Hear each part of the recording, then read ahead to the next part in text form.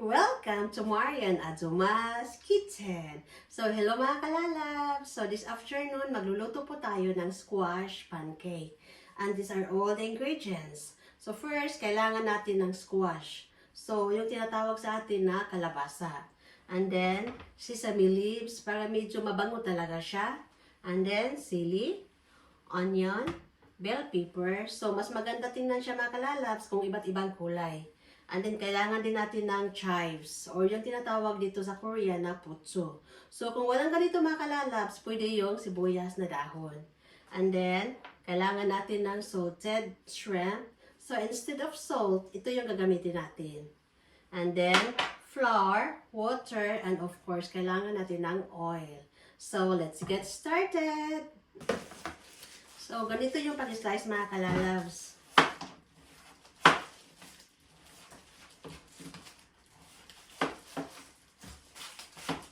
Para madali siya maluto.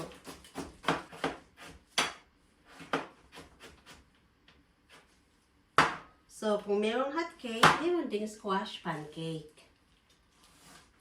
So, ganito lang kadami ang lulutuin natin mga kalalabs. Kasi anytime naman pwede magluto. And then, ilagay kaagad natin yung salted shrimp para ma-absorb kaagad.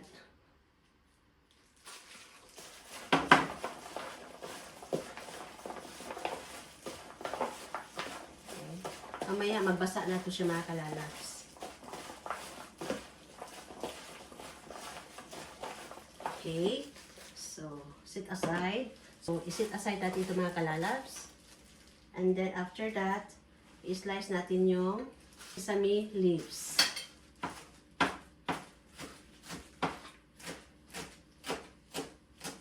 Okay.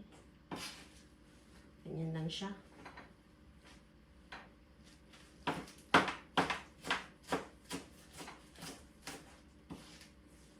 Okay. And then, ito din, chives. I-slice din natin ng kagaya niyan. Kagaya nito kataas.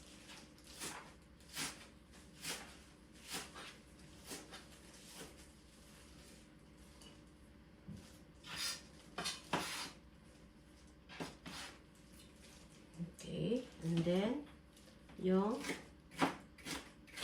bell pepper.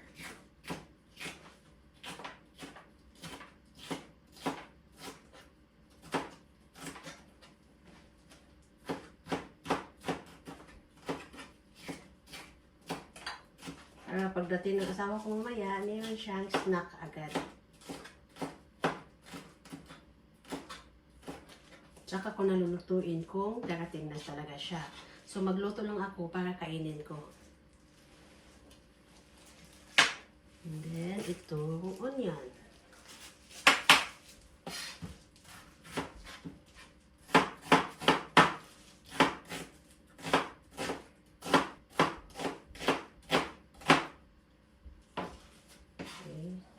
So, ilagay natin dyan.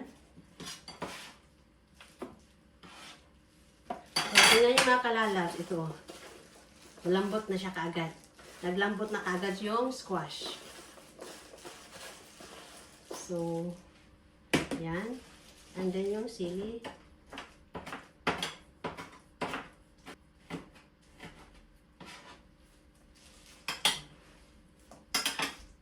So, i-mix natin lahat mga kalalabs.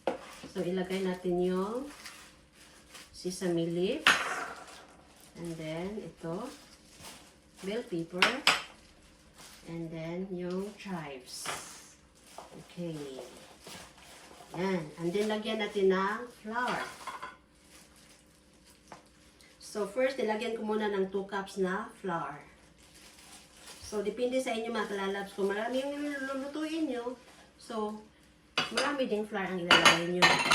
And then, tubig, water.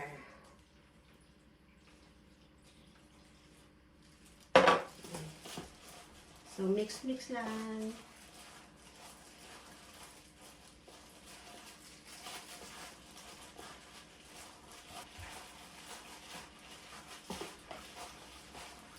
So, tingnan nyo mga kalalabs, oh. So, medyo kulang pa yung flour. So,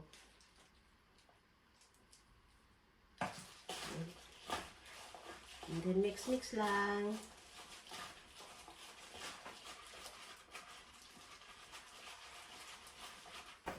So, ganito yung mga kalalabs. So, tingnan nyo. So, medyo mainit na siya. So, lagyan natin ng oil. Yung apoy, hindi masyadong malakas para hindi kaagad siya masunog mga kalalabs. So, isang ganito lang. Okay.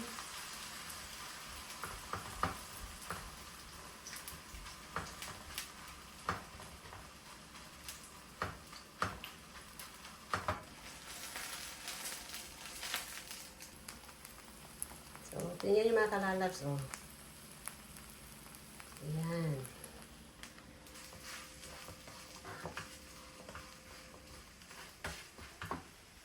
Na pag umuulan, ito masarap siyang pang-snacks mga kalalabs.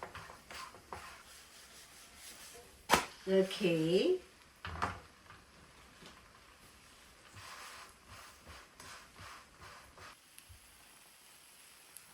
So, tingnan nyo, iba't ibang kulay, di ba? Maganda siya tingnan mga kalalabs.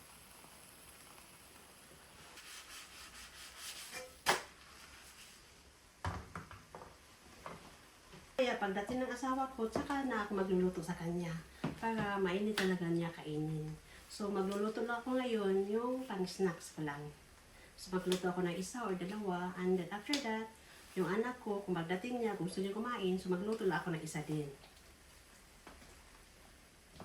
Kasi paglutuin mo na kaagad siya ngayon, so pag malamig siya, hindi siya masarap mga kalalabs.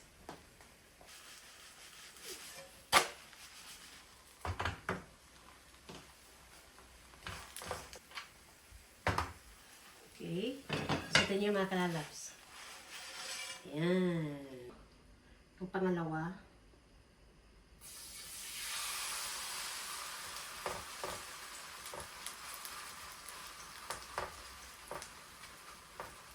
So, ito na yung luto mga kalalabs. So, tikman natin mga kalalabs.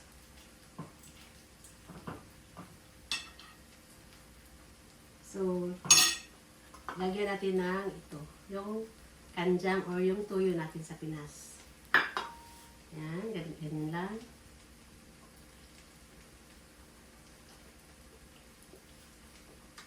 Di ba crispy siya, no?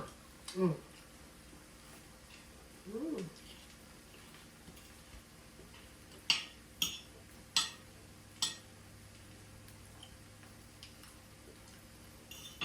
Tama lang talaga sa paghaluto mga kalalabs.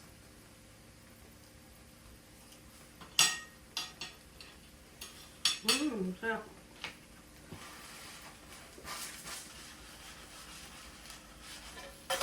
Okay.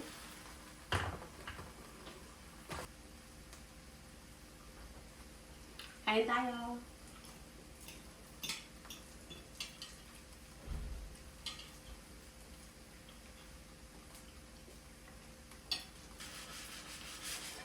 Okay.